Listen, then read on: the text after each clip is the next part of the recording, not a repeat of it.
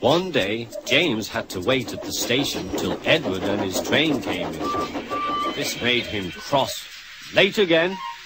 Edward laughed, and James fumed away.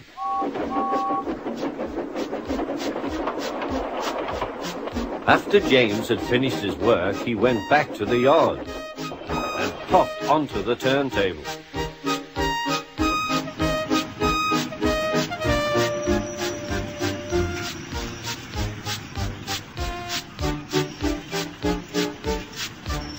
He was still feeling very bad-tempered. Edward is impossible, he grumbled to the others. He clanks about like a lot of old iron, and he is so slow he makes us wait. Thomas and Percy were indignant. Old iron? Slow? Why, Edward could beat you in a race any day. Really, said James, I should like to see him do it.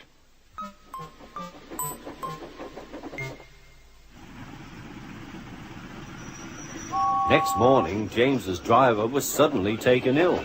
He could hardly stand, so the fireman uncoupled James ready for shunting. James was impatient. Suddenly, the signalman shouted.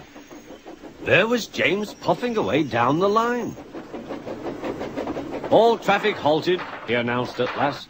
Then he told the fireman what had happened. 2 boys were on James's footplate fiddling with the controls. Phew! They tumbled off and ran when James started. The signalman answered the telephone. Yes, he's here. Right. I'll tell him. The inspector's coming at once. He wants a shunter's pole and a coil of wire rope. What for? Wondered the fireman. Search me, but you'd better get them quickly. The fireman was ready when Edward arrived.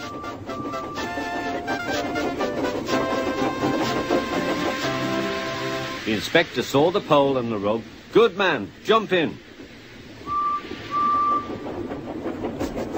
We'll catch him, puffed Edward.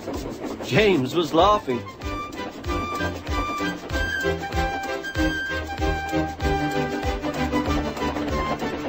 What a lark, he chuckled to himself. Suddenly he was going faster and faster. He realized that he had no driver. What shall I do? I can't stop. Help! Help! We're coming, called Edward.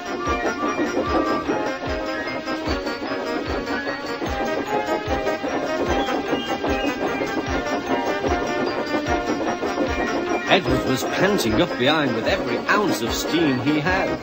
At last he caught up with James.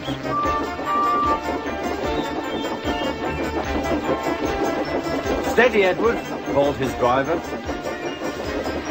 The inspector stood on Edward's front, holding a noose of rope in the crook of the shunter's pole. He was trying to slip it over James's buffer. The engine swayed and lurched. At last! Got him! He shouted. He pulled the noose tight. Gently braking, Edward's driver checked the engine's speed, and James's fireman scrambled across and took control. So the old iron caught you after all, chuckled Edward. I am sorry, whispered James. Thank you for saving me. You were splendid, Edward. That's all right, replied Edward. The engines arrived at the station side by side. The Fat Controller was waiting. A fine piece of work, he said. James, you can rest and then take your train. I'm proud of you, Edward. You shall go to the works and have your worn parts mended. Oh, thank you, sir, said Edward. It'll be lovely not to clank.